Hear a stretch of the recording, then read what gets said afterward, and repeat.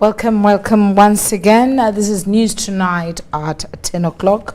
My name is Patricia Lukoma Mpango. Straight away into the bulletin. President Yoweri Museveni has reiterated his call to Ugandans to create wealth through commercial agriculture with a Chibalo calculation.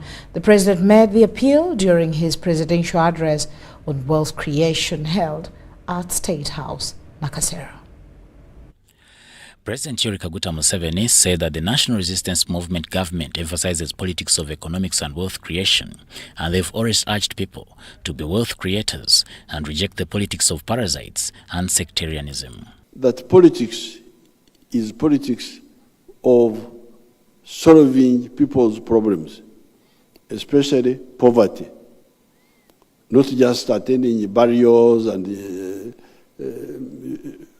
doing things which are really just okugumaza bananchi, to preoccupy them with petty things which don't have serious meaning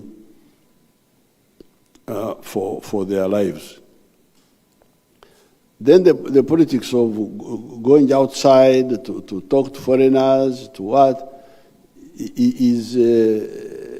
those are just agents of foreign interests. President Museveni explained that Uganda can be very successful if it develops its indigenous wealth and modernizes it. But then you find that even the Ugandans are not enough, the market of Uganda is not enough. We need the regional market.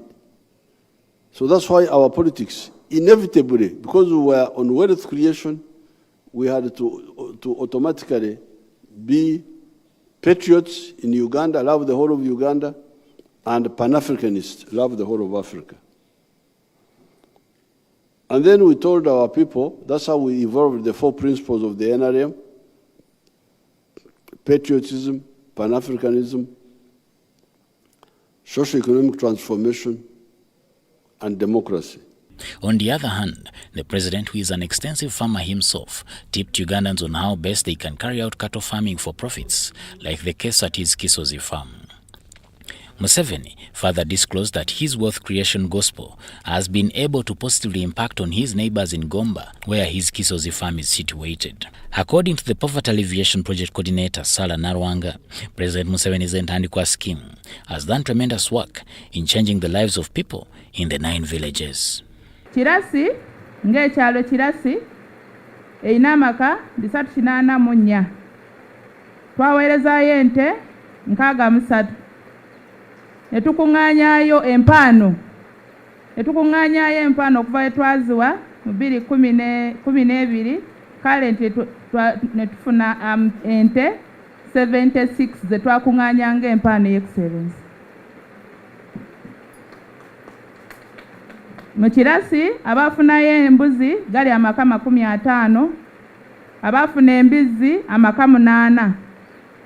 Essaawa zino y'excellence abatannaba kufuna ku kyakulunda yadde gali amaka 198 mu Kirasi. Lwaki muzeeyi amaka ago geeyongera? Nti we twatandika okukola twasanga omuvubuka atannaba kufuna amaka kati yagafuna. Yakula ne yeetongola, amaka ago kyobola gagenda geeyongera. Then Kajumiro waliyo amaka 332. Twewalezaayo ente ez'amata 64, twajjayo empaano 68, amaka agafunayo Kajumiro embuzi 50, embizzi twaweereza amaka 8. Abatannafuna ku kyakulunda bali amaka 144. Kisozi galina amaka 263. Kisozi twaweerezaayo ente 63, twakuŋŋaanyaayo empaano 30.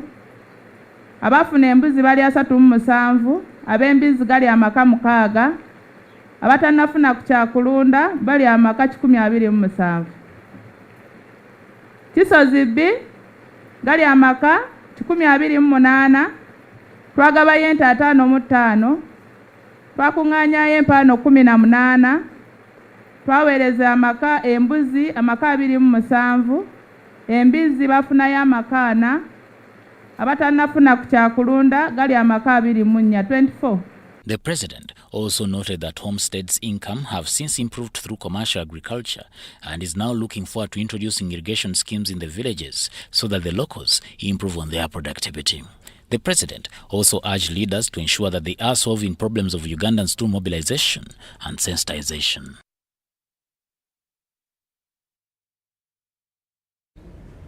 It was a legitimate pay and part of the human resource terms of Parliament. This is the response of Parliamentary relating to the National Unity Platform Party request that Matthias Mpuga should resign from the Parliamentary Commission. Chris Obore, the Director of Communications at the Parliament, revealed that the service reward has been perceived wrongly with intentions of malice and the reputation of Parliament. On Thursday, a letter surfaced through the social media platforms that Matthias Mpuga should step down as the member of a parliamentary committee and commission after receiving 500 million shillings reward for his then services as the leader of opposition. I've been at the service of the country, and if anybody felt personally offended, I take this occasion to apologize to whoever felt personally offended by my approach. But I always set out to do the best for the country. The Member of Parliament for Nyendo Mukungwe, Masaka City, Matthias Mpuga, served as the leader of opposition in the 11th Parliament for 2.5 years and was recently succeeded by Nakawa West MP, Joel Senyonyi. During his handover to Senyonyi, Mpuga shared with the members of Parliament the urge to be patriotic while in service. We occupy this public space for a purpose. And that purpose must not be for the sake of it, but to change the trajectory of this one country called home. And when we are members of Parliament, then that space is even more distinct because the call for duty is beyond the ordinary.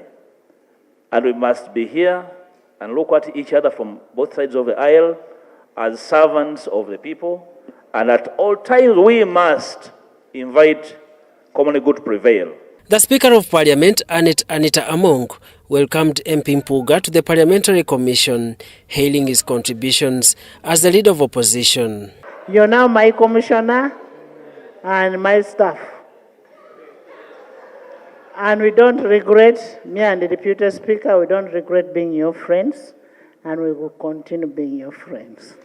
I have told even my party, you don't choose for me who my friends are. I will work with my friends, like Honorable Segona is my dad. I will work with them, and even if we differ politically, but we will work together for the good of humanity. And you did a good job as law.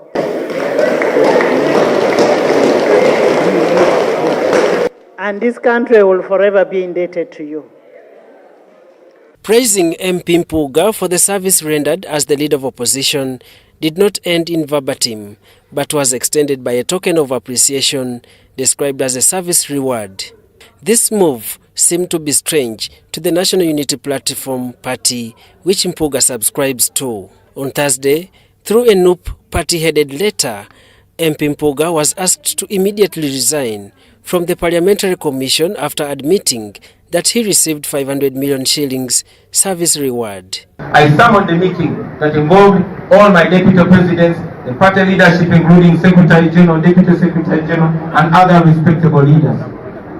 In that meeting, my deputy president, the Right Honorable Matthias Mpuga, admitted that indeed he took part in this wrongdoing. According to NUP party headed by Robert Chagulanyi Sentamu, the gesture tantamounts to corruption and is contrary to the party's ideology. We advised him to honorably do 3 things. First, return that money because it is dirty money. Number 2, to apologize to the nation. And number 3, to resign. The Director of Communications in Parliament, Chris Obore, reveals that the service award was a legitimate pay and was in accordance to the human resource terms of Parliament. There was no bribe paid to Honorable Mpuga. There wasn't a bribe. Honorable Mpuga, by virtue of being a member of the commission as leader of the opposition, was offering a service beyond being a member of parliament or being a member of NUP. Because parliament is a distinct institution. It is an arm of government with its own staff, with its own policies. To reward, for instance, parliament here, we have a long service reward for staff. Any staff who serves consecutively for 20 years is given a reward here. And many organizations has a human resource management instrument, reward their employees. Obore criticizes the actions of what he describes as an insult to the reputation of Parliament through a disguised exhibition. Is to be cautious of the deliberate distortions and the smear campaign that might derail the noble cause of the exhibition. It is one thing to hold institutions and individuals to account. It is another to use it as a pretext to malign, ridicule, and insult leaders. The side service reward originated from a consensus by Parliamentary Commission, which the Leader of Opposition, Joel Senyonyi, is a member. And the decisions of the Parliamentary Commission are backed by the Parliamentary Act. That is the law. So calling it a reward only serves propaganda value. But in honest terms, it's a legitimate pay. If the Parliamentary Commission has the legal mandate to sit and make a decision about thank you, and Matthias Mpuga was thanked via a minute of this commission, I don't see any problem. It would be wrong by the party he comes from to term it a bribe.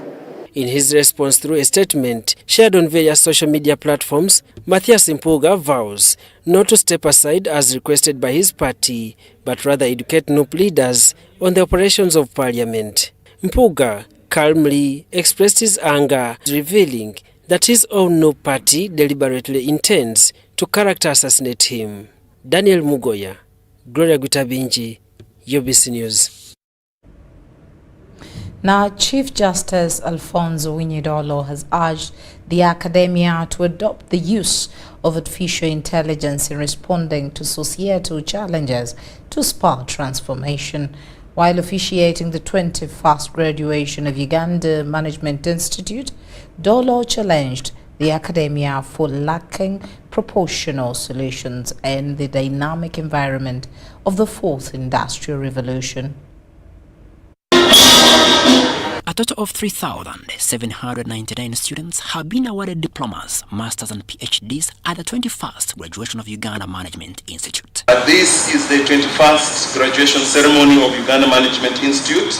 The function was graced by the Chief Justice Alfonso Winyidolo, who emphasized the importance of technology in a dynamic management environment. Winyidolo advised Uganda Management Institute to intensify collaboration with the judiciary in quest to fine-tune judicial officers with the realities in communities, as well as in enhancing the fight against corruption. With the emergence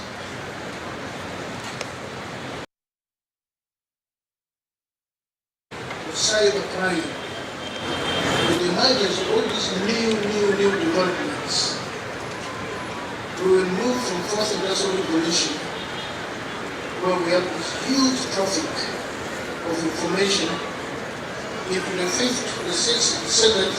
I don't know where it will take us. My plea to each one of you, the younger generation,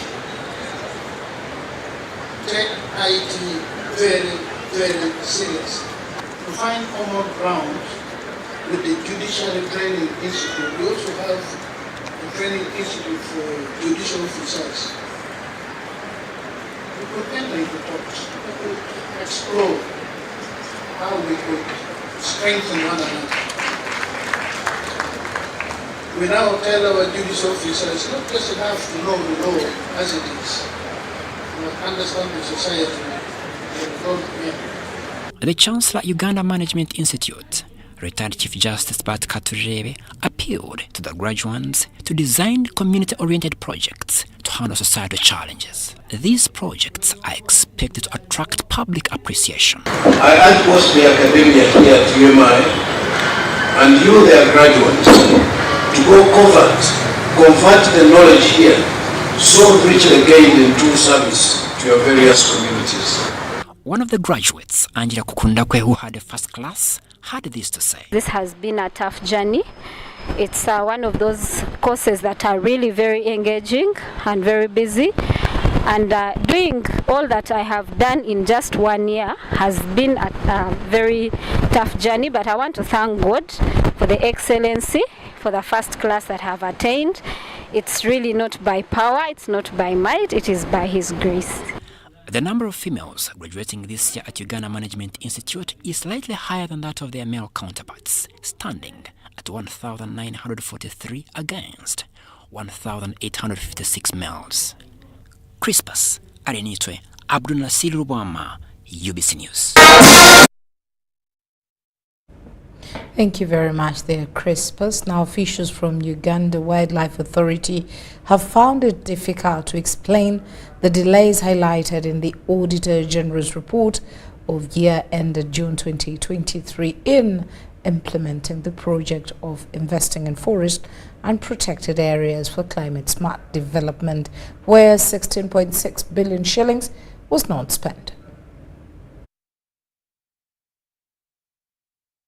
Officials from Uganda Wildlife Authority, UWA, led by the Executive Director, Sam Wanda, have appeared before the Committee on Commissions, Statutory Authorities and State Enterprises, COSASE, to answer queries of delays in implementing a number of projects funded by the World Bank.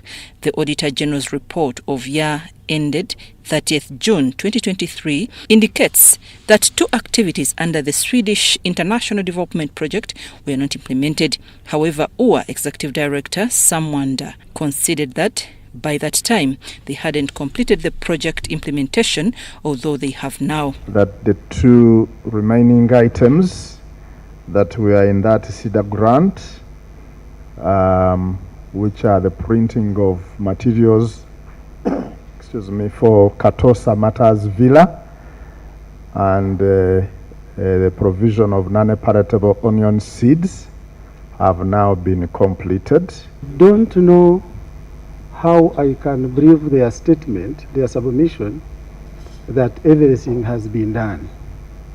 I don't know whether they have submitted some documents to prove that, i.e. the contract documents. When project delays, there is an increment in the funding of the project. Is there any other money that was incurred? COSASE chairperson Medad Rubega Segona said UWA's format of financial accounts in their statement is in the format of World Bank and not one provided for by government. On the project of investing in forests and protected areas for climate smart development, where the Auditor General raised issues of delays and underutilization of funds to a tune of 16.6 billion shillings, Mr. Munda told the committee that this was caused by having limited procurement officers coupled by issues of World Bank approvals. The number of procurement officers we've had before in UWA are 3. They were responsible for providing the procurement services to both headquarters and the 7 conservation areas. That it takes you ages to procure a procurement officer. 3, that when you are signing this agreement, you knew the components. and that for you to implement the project, you would need a procurement officer. Legislator Martin Muzale said several institutions have challenges of human resource, while Elijah Cooper said 3 or 4 officers would have been enough to conduct the exercise. Understand that whenever there is a project that is coming on board, you can have staff on contract basis. So, unless you're telling us Mr. Paul here is not up to the task. Chair, there is a delay on the completion of the reservation booking payments and whatever. Now here this is another 4th delay. So I want to ask you, why do you think the Auditor General is concerned about these delays? UWA has, however, started making purchases from these unutilized funds and have so far spent 8.3 billion shillings on road equipment. 3 graders, 2 excavators, 2 bulldozers, and we are waiting for delivery soon of tippers and water bowsers. Also had where some agencies say it has been done, and when you go to scrutinize the documents, for example, here you find like a grader has been procured at 3 billion. Since the queries of the delays were highlighted in more than 2 projects in the Auditor General's report, Mr. Segona said these need to concede. I'm Nafka Farida and Dan Lugemwa at Parliament. Thank you very much there, Namfuka Farid. And our Ministry of Works and Transport has recommended that a unit will be created by government with the responsibility of handling road repairs, especially on national roads. And as we hear in the following story, government has done a commendable job on construction of national roads, but the challenge has remained regular maintenance. Infrastructure development plays a key role in increasing productivity by facilitating connectivity and easing movement of goods and services. It is against this backdrop that government has invested in the construction of national roads. While briefing journalists at the Media Center in Kampala about the upcoming Engineers' Day slated for 4th March 2024, Minister of State for Works and Transport Musa Echweru was asked to explain why the country's roads do not serve the expected lifespan. I visited some country, to be precise, South Korea, with a team of these engineers. And in South Korea, all projects of that nature should have a thin team that specifically maintains. The moment you do like that bridge, there should be a team of say like 3 or 4 people supervised by competent engineer whose work is dedicated to making sure that thing remains alive for as long as it is supposed to be in its lifespan. But unfortunately for us sometimes, we have done the job, we have handed it to our sister organization KCCA. Now KCCA needs to be told that there must be a team dedicated to maintaining. According to Uganda Road Fund, the money allocated for road maintenance is very minimal. It's about 400 billion per annum. And this 400 billion is supposed to be shared between KCCA, UNRWA, and the 135 districts, plus the 31 municipalities. So if you look at the people who are sharing this money, definitely the money is not enough to do maintenance of these roads. At Road Fund, through our calculations, we note that we need about 1.6 trillion per year to maintain our roads in a perfect and good condition. But of that 1.6, we get about 400 billion. So if you calculate the figure, we get about 20 to 30% of what we need. This year's Engineers' Day theme is Engineering Solutions for a Sustainable World. Engineers play an important role in pushing the boundaries of applied science, solving technical problems that enable construction, manufacturing, medicine, and numerous other areas to reach new heights. However, the Engineers Registration Board wants to make it mandatory for all engineers to be registered. Is that moving forward, we want to make it mandatory. In other words, we don't ask why haven't you registered? We're asking that it is wrong for you to work for over 4 years and you're not registered. So that 4 years after the graduation, each and everyone should come and register. According to the Engineers Registration Board, the country has 20,000 qualified engineers, but only 1,800 are registered.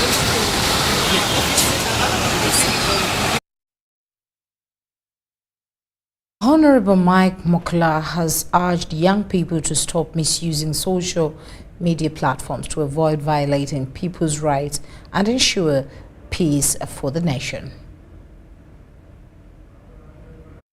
1995 Constitution of Uganda gives everyone freedom to speak as long as what they say does not affect others. However, according to Captain Mike Mukula, the presence of social media platforms has made many young people misuse this freedom. Speaking during a function where he was given an award as one of the people who have spread the gospel of peace in the country, Mukula urged especially young people to be extra careful in the way they use social media platforms to avoid violating others. When you see intolerance in the social media or the media overall generally and being perpetuated by young people and fermenting the messages of hate, messages of abuse, messages of intolerance, it is very deadly. It is deadly in that you can perpetuate civil unrest, you can perpetuate also a very serious matter of which is prevalent amongst our society, which is the African society. He has also urged politicians to avoid planting a seed of hate in the people they lead, but rather give them hope and support them to keep peace. Be very careful with the peace and the stability of this country and the region and the African continent. Uganda is now peaceful from the north to the south, east to the west. We thank President Museveni for the efforts he has put together. You may have a disagreement with your government, but never have a disagreement with your people and your country. Uganda will live beyond all of us. Presidential Advisor on Public Relations, Mary Carol Okrut, also used this occasion to urge Ugandans to work together and in peace to foster development. What are we communicating? Let's remember that the youth and the young people have got access to these telephones. So what are we exposing them to read? Because if we are going to build a society that believes and acts in peaceful ways, it has to start from the young ones. The founder of Abeto, Musana Moses, says the reason they started this organization is to appreciate people who have worked hard in fighting for peace. I've been since 1996 promoting the message of peaceful coexistence, tolerance, respect, appreciation, and coexistence, because those are the values of Abeto. 12 people have been recognized and awarded, including Captain Mike Mukula, Mary Kalolo Krut, Patrick Ayota, Salimu Uhuru, among others. The President of Uganda, Yoweri Kaguta Museveni, and the former President of South Africa, the late Nelson Mandela, are some of the prominent people who have received this award. Rebecca Nantongo, Mike Bakabulindi, UBC News. The minister, and he'll have a chance to speak about himself. Captain Mike, congratulations. You are most and peace indeed. Now, at least 308 Karimejong street children who were picked by Kampala Capital City Authority, KCCA, and taken to Masulita Children's Village have been reintegrated into boarding schools in Napak district.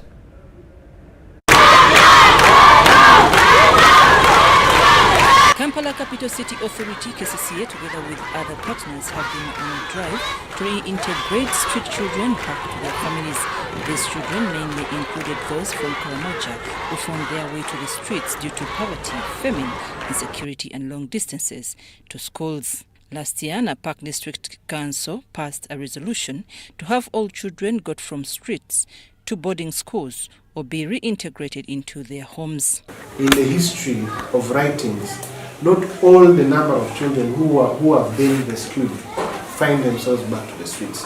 That is how we came up with a program which was also supported by the district. The president said that when the children are abroad, they should be taken straight to school. And they should stay in school without holidays. This Friday, 308 children aged between 6 to 15 years were put into boarding primary schools in Napak District. The exercise was led by Napak District Local Government, USO, KCCA and Konoria Ministries. And for us, this is modern slavery. It is exploitation of the highest nature. And we took them to Maswita for rehabilitation. But of course, with the children's village, they have been rehabilitated. And as you look at them, you rarely see any malnourished one among them.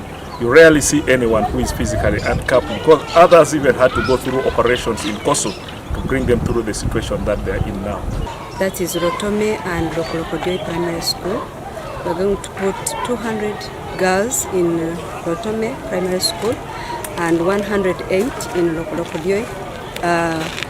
Mixed boys, 76 and 32 girls. Napak District Education Officer Joyce Nakoyo noted that schools are ready to transform these children. They have used for integrating these children without a stigma is what she's organizing even now to ensure these children are integrated without pulling out stigma.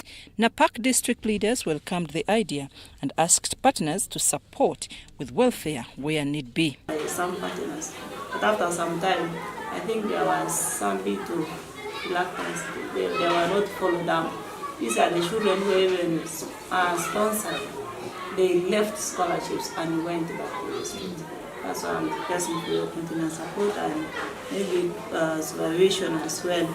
Monitor them for the period of 3 years. We see.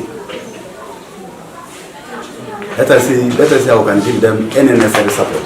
C&D, in conjunction with the Uganda Change Agent, have procured 200 mattresses, 3x6 mattresses, and these are to support our children in the boarding section, or because all of them are going to boarding, plus 100 soft mattresses. Accordingly, the UN World Food Programme committed to support these schools with food, while other partners pledged other support. We're giving just breakfast and lunch. But for this particular lot, the children that have been brought in, since they are not going to have their parents contribute the supper, so the WP is putting in the supper, and also the weekend feeding, and then also any public holiday.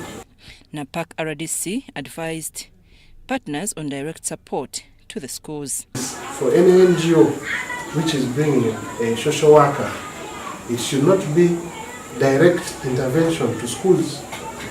Kindly reach out to the probation office, to the DEO, and then to the head teachers before you go into the schools. Dennis Okori is the head of programs at USO Children's Home. Let us come and ensure the government policy of a school per parish is in place. Sometimes we are blaming these children for going to the street. Somebody cannot walk 5 kilometers every day in the search of education. They give up. Among the 308, 232 are girls and 78 are boys. The children were taken to Lotome Girls in Lotome Sub-County and Lokolodio Primary in Ngoriet Sub-County.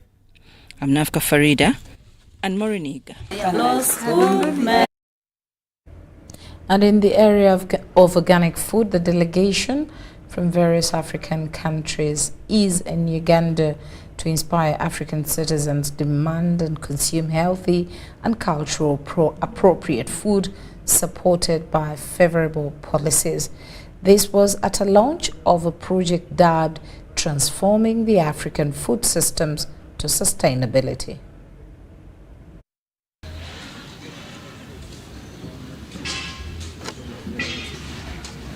Food is a necessity of life, and proper feeding is key for one's good health and well-being. However, as years have unfolded, there has been a growing trend among Africans of dropping the traditional food species and depending on genetically modified foods for consumption.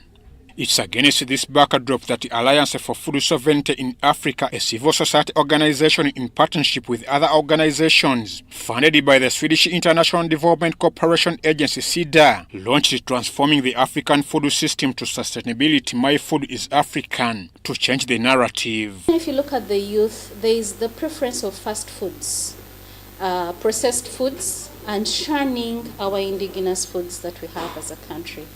So this whole notion came in to see how do we promote the consumption of our very own indigenous and traditional foods that we know are nutritious in value, are safe, and have been culturally grown. If you are from the Central Region, when somebody presents you wrapped or steamed food in our banana plantations, in our banana leaves, which we call luwombo, there is a story behind luwombo. One, for instance, it's served on particular occasions. The way it's prepared, there's a bit of cultural heritage in there, and you know that you're consuming a food that has all its nutrients or all its nutrients intact. Partners and stakeholders are convinced that the indigenous phenomena of organic agriculture must be dominant to the newly genetically modified organism. The country coordinator participatory ecology land use management, Josephine Akialu-Imbazi, believes the adoption of agroecological practices for safe, health and sustainable diets should be emphasized. You can actually prepare a ruwombo and have it and stay healthy, as opposed to you running to a fast restaurant and eating foods that have been highly processed with oil, and the nutritional value has greatly declined. So we're doing this through consumer awareness. So we are currently working on the National Agroecology Strategy, which also looks at production.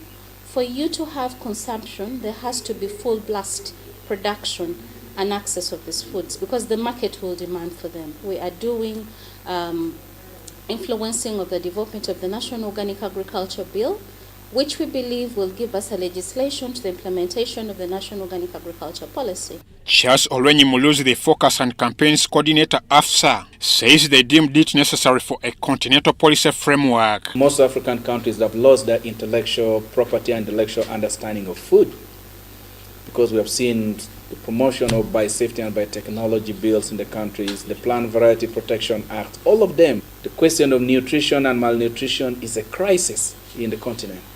And because of this, there has been a movement, which AFSA has been championing, that we need to reverse this. And to reverse this, it means we have a policy that resonates with our understanding of food as African citizens, as African people, but also to reverse the whole crisis of food insecurity in Africa.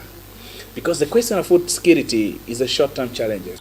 The project also aims at increasing food production through promotion of African food systems. So the first thing we're looking in terms of the productions, that we need to mobilize African citizens. One, to increase production of food. Because we increase production of food, there are three things. Number one, we're promoting a healthy environment and a healthy people.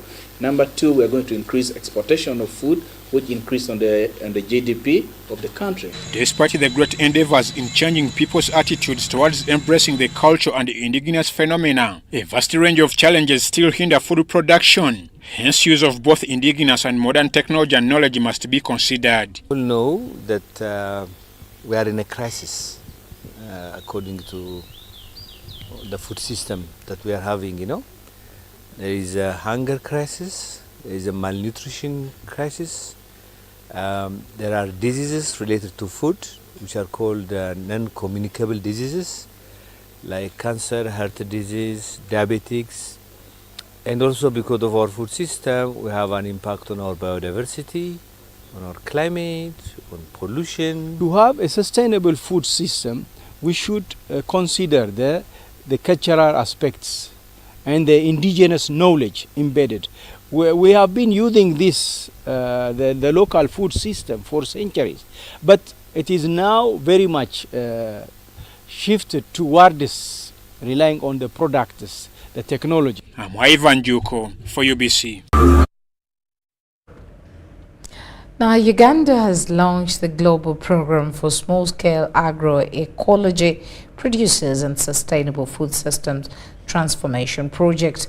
The project, implemented by the Global Forum for Rural Advisory Services in close collaboration with the International Fund for Agricultural Development (IFAD) in Uganda, will aim at addressing the key barriers of scaling up agroecology and the transition to sustainable food systems. That will support this project to make sure it goes down to the real bottom person. We believe that there is no way that we can achieve food security globally.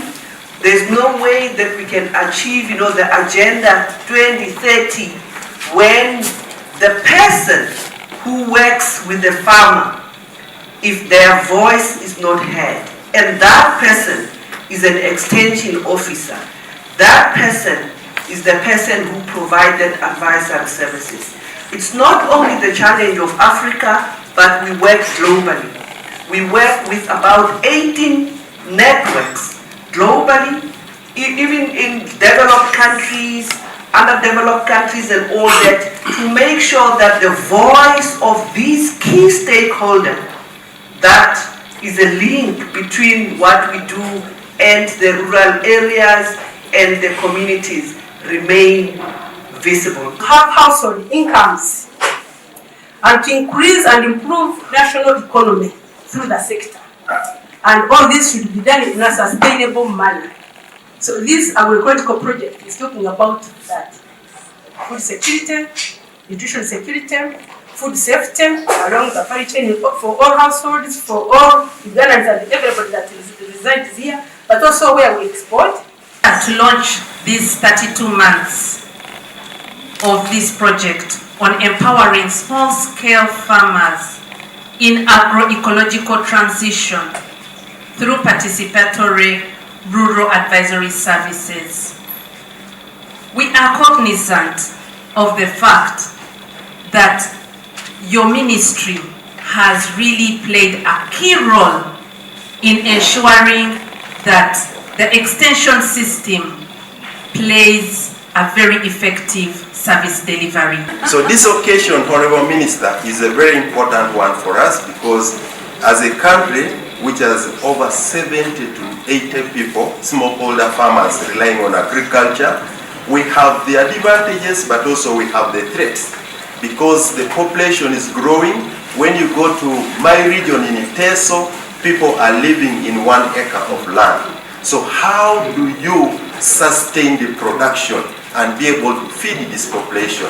Agroecology brings some of the answers that are needed to that. Out of the little time that I have, I want to pledge a portion to dedicate to this project. Whenever you need me, I'm available for this project. Therefore, I'm happy to launch the project, but also to Now, the country director of Water Aid Uganda, Jen Semboche, has highlighted the critical gap in access to clean water, decent toilets and proper hygiene practices across Ugandan communities. Semboche made the remarks at the stakeholders meeting aimed to address the pressing needs for increased financing in the water and sanitation plus hygiene. With millions lacking access to basic services, particularly in rural areas, urgent action is required to bridge this disparity. We have communities that are not accessing clean and safe water, they're not accessing decent toilets, and also the hygiene practice is not so good. The data is out there and it is quite significant. We have in millions in terms of people not accessing. For water access, it's above 30 million, similarly with sanitation and similarly with hygiene practices. And this is by the Joint Monitoring Program. The focus of the meeting centered on exploring innovative financing modalities, particularly involving the private sector. So we want to be able to excite the private sector to look what are those opportunities that can be resourced through entrepreneurship. What I know about entrepreneurship is where business happens is where people have a gap and have a need. People have a need for water, people have a need for decent toilets, people have a need to be able to practice good practices. Can the private sector identify the opportunity for investment in these areas? The chairperson, Uganda Parliamentary Focus on WASH, Organ Silas, cited excessive taxation. The current gap that we talk about is around 60 trillion. So for instance, this term of office that we have runs up to around 2026, we go for election. If you divided it by 2 years, which is remaining, and you want to fix it within the next 2 years, it means you will have to increase it by 3 trillion per annum. For me, if we can be able to double the figure from 3% to 6%, I can tell you we shall be able to take water to the next person who is not having anything at all. Prioritization and allocation of resources to address WASH deficiencies was emphasized. We are seeing financing hard to access for enterprises in the WASH sector. Why? One, interest rates are high. Two, banks or financial institutions do not see it. They don't see attractiveness of this sector. Three, we are not innovating enough in terms of financing for WASH.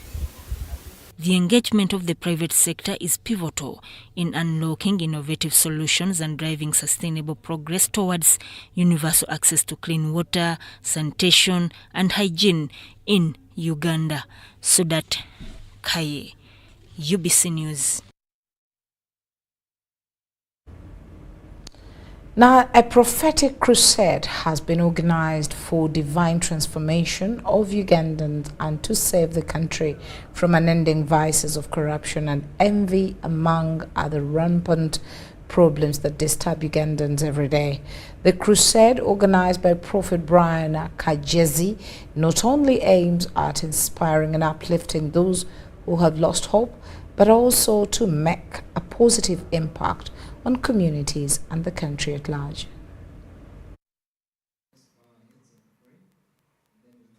There is a great darkness that is upon our nation, that is upon our city, darkness of sickness, disease, darkness of corruption, darkness of questions that have not been answered by men in our nation, darkness of unemployment. There are very many issues of concern. People are sick but cannot afford even getting to hospitals. People are qualified to be employed at work but cannot find work. And there is a solution that can be provided by a prophet. So in our city, we've got a prophet, Prophet Brian Kajezi, the leader of the commission of Numa Word Ministries International. God has put on him a burden of saving men and women in this city. So please, for all people, this is to all societies that have people who are heavy laden, God has answered you. On that day, please bring every sick.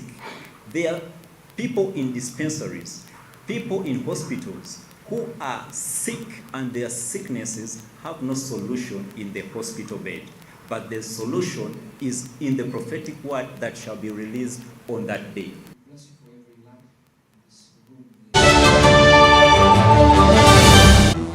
Fred! Osmosis. Freddy! Fred Dollar, my boss, CEO Inojo, the general of generals, the conqueror of conquerors, the first and the final, the sky above the skies, the promised land, the terms and the conditions, the international king crocodile, the source of the Osmosis. Nile. I don't have money today. Just take a polite loan of 200k to stock my shop. The signs and symptoms of success. The bank commander, not the bank teller. Why hassle for a loan when you've got MTN Momo? We're sorting it. Use the Momo app or dial *165*5# for all quick loans. Choose from the different loan options from our partners and get one that works for you. Together, we're unstoppable. The government of Uganda and the Uganda Bureau of Statistics is calling upon all stakeholders such as the chief administrative officers, city mayors, resident city commissioners, city clerks, city and division councillors, wards and LC chairpersons, as well as the residents and business communities to cooperate with the UBOS field teams as we embark on advanced preparations to conduct the National Population and Housing Census on the 10th of May 2024. The census will be a 10-day exercise to obtain statistical data and information that will be used for planning and policy formulation, including information on 1. How many we are, 2. Where we are, 3. How we are living, 4. What we own, and 5. Where we access services from. The Uganda Bureau of Statistics has now started listing of households and mapping in the 11 cities of Arua, Fort Portal, Gulu, Hoima, Jinja, Lira, Mbale, Masaka, Mbarara, Soroti, and in the Greater Kampala comprising of Kampala, Wakiso, and Mukono districts. For more information, please call 0755 342 128 or 0773 342 128. This message is brought to you by the Executive Director and Census Commissioner, Uganda Bureau of Statistics. Census 2024. It matters to be counted. Hi, my name is Dennis Masindo Nyango, former Uganda Cranes captain and goalkeeper. My kind of a tank at home is a Crest tank. I use it at the farm and at home. I recommend it for everyone.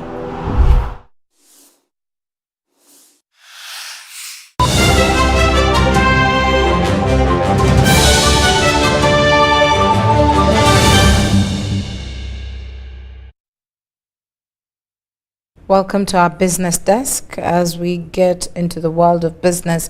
Unwanted Witnesses, a non-governmental organization, has unveiled its latest privacy scorecard, providing a comprehensive look into the state of privacy practices in various sectors.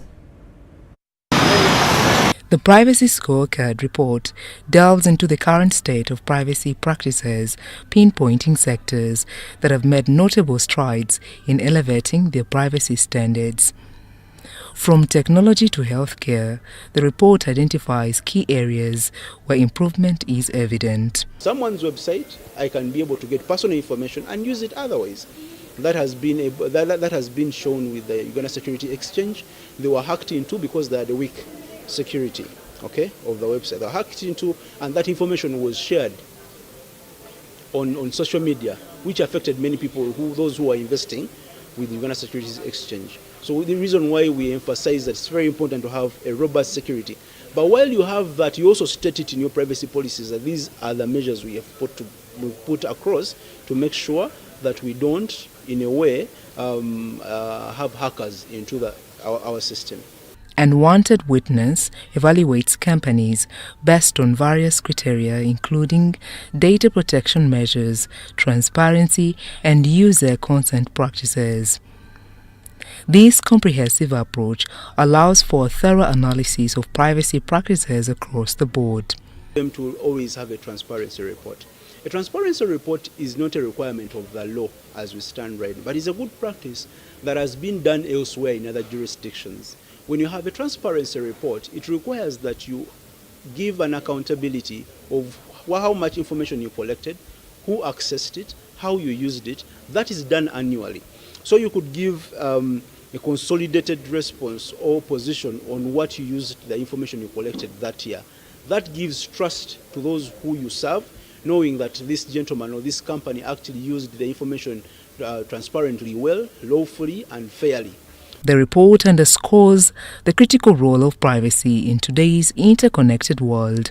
By spotlighting industry trends and showcasing areas for improvement, Unwanted Witness aims to drive a collective effort towards better privacy practices.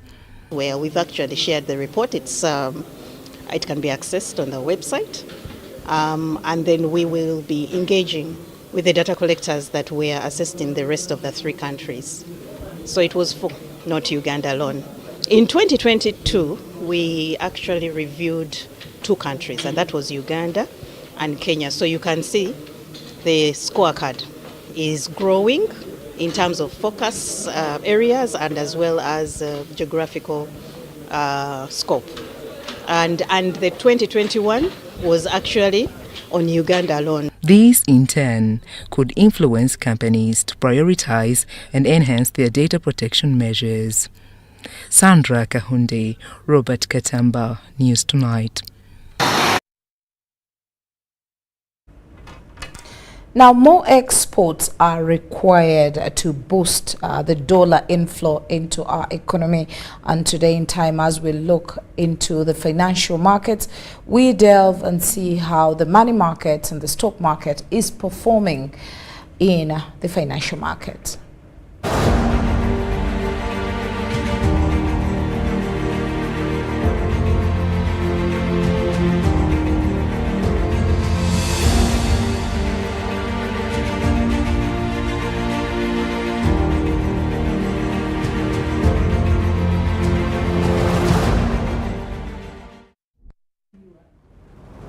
In our financial markets, the shilling continues to weaken against the dollar with an opening price of 3,923.54, 3,933.54, buying and selling respectively. And at close of business, we could see a slight appreciation to 3,909.08, 3,919.08.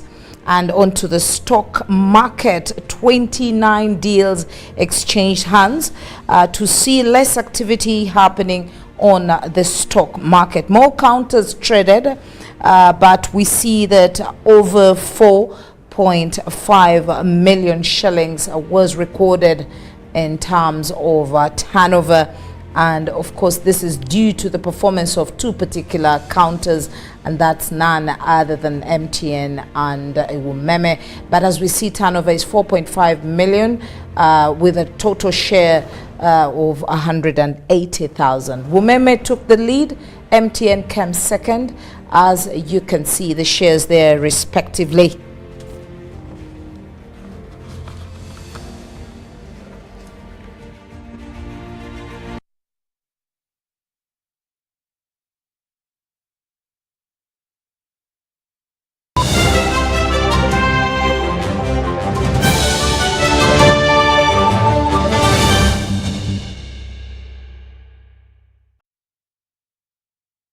Tuko Pamoja, a documentary film about our unity as Ugandans and Africans. Bunyoro would have simply created an East African community that we are looking for today. The rulers of Bunyoro are actually Luos. We people who live across the Nile, we are so related from our myth or from just the Nile. We are the same people, and genetically we are even the same people. We are similar people. We are one. Pamoja, we are one. Use that word, Pamoja. Premiering every week from 3rd February to June 2024 at the National Theatre and Indere Center. Daily screenings are from 4th February to June 2024 at Hams Cinemax and the National Theatre. To get a ticket, call 0778 787 660. Tuko Pamoja? Ebiseera by'okuzaayo abaana mu masomero tebiteekwa kukaluubiriza n'akatono. Eno kusimba nnyiriri mpanvu, kano kalipagano ka bidduka. Simanyi kuzunga na banka siripsi? Kati osobola okusasula school fees z'omwana wo ate n'okola n'ebirala ntoko ku ssimu ye ey'omu ngalo. Ekikola kyangu nnyo. Nyiga bunyizi *5*8 ogoberera ebikulagiriddwa oba okozese app ya MTN Momo. Ate kati okola ki olwaleero? MTN Mobile Money Uganda Limited erungamizibwa banka enkulu ya Uganda.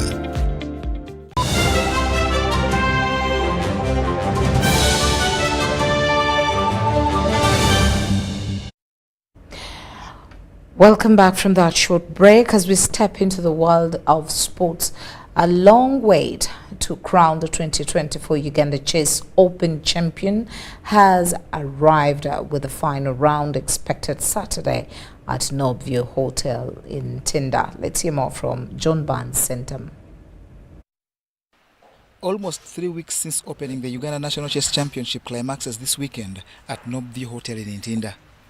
Dubbed the Super 14, this championship was for the top 14 players in each gender, playing the Swiss format over 13 rounds. The prizes at stake were numerous: a titled land for the male champion and national team slots for the top 5 in each gender. Going into the final round this weekend, Arthur Segwanyi is assured top spot in the open category and thus winner of the titled land. Battle for places in the open category is interesting, with 5 players looking for the final 4 positions for slots on the national team.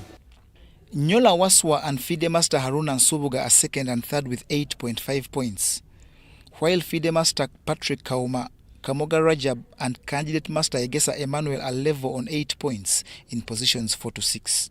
I think for me, this just shows how very competitive we are, that no one is just going to give you a slot in the national team or in the Olympiad team. And I can tell you, our talent in Uganda, I believe, is top notch and is one of the ultimate best ones that we have in Africa.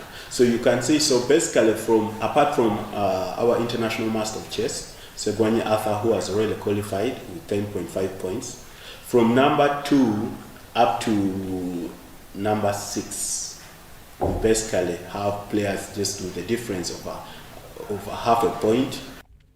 In the open category final round, Kamoga Rajab plays Wagodo Abdu. Magino Norman faces Candidate Master Egesa Emmanuel. FIDE Master Patrick Kauma plays FIDE Master Bob Bibasa, and champion International Master Arthur Segwanyi takes on Nyola Waswa. In the women's category, it's expected to be a thrilling climax. 3 players, Patricia Kauma, woman Candidate Master Shakira Ampaire and Sana Omprakash, go into the final round level atop the standings with 9.5 points and may require a tiebreaker. You can see the juniors are taking over, at least as I speak. I believe Kauma Patricia, who is a junior, has already qualified for the national team. Sana has already qualified for the team. And of course, our own development director, woman Candidate Master Ampere Shakira, also has 9.5. And I think she's there fighting with the juniors. So we're waiting to see what transpires. And if that isn't intriguing enough, then the fact that 2 players, woman FIDE Master Ivy Yamoko and Takali Mili, are tied at 7.5 points in contention for the final national team slot, and thus making Nob View the hotel to be in Kampala for all chess enthusiasts. Amoko, Ivy Claire and Takali Mili, who you would consider senior women players, are battling for one slot, because we believe the other slots are pretty much taken. In the women's final round, a woman FIDE Master Ivy Yamoko tussles Patricia Kauma.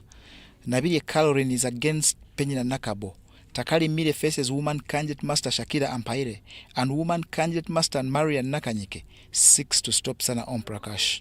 The top 5 in each gender will represent Uganda at the Chess Olympiad in Hungary, and also are lined up for the inaugural BRICS Games in Russia later this year.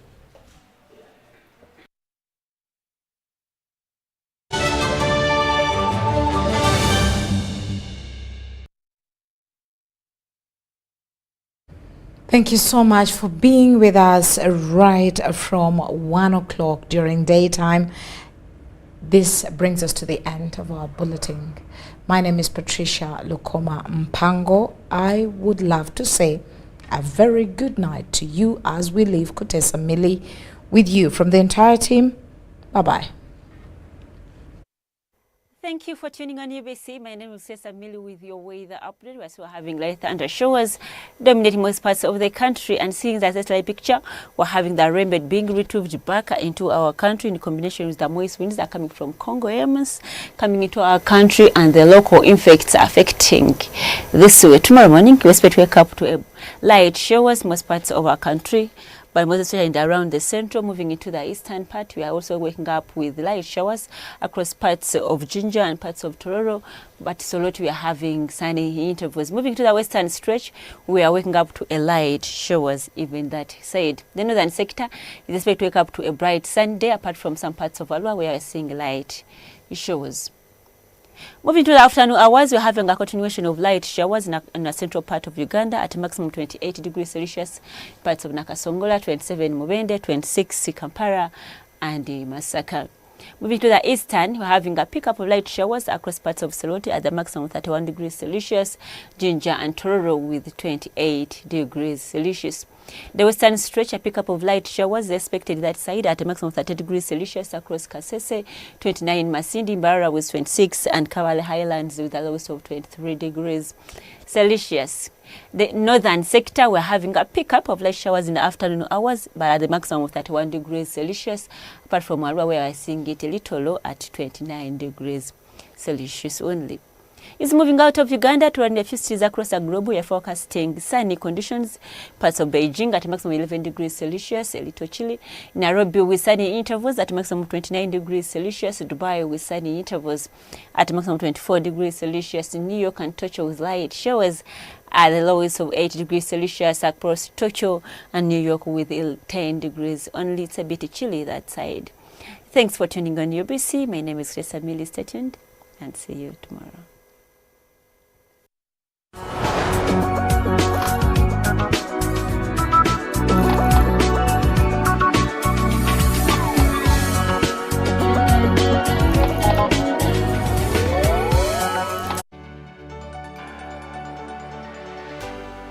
UBC, inspiring Uganda.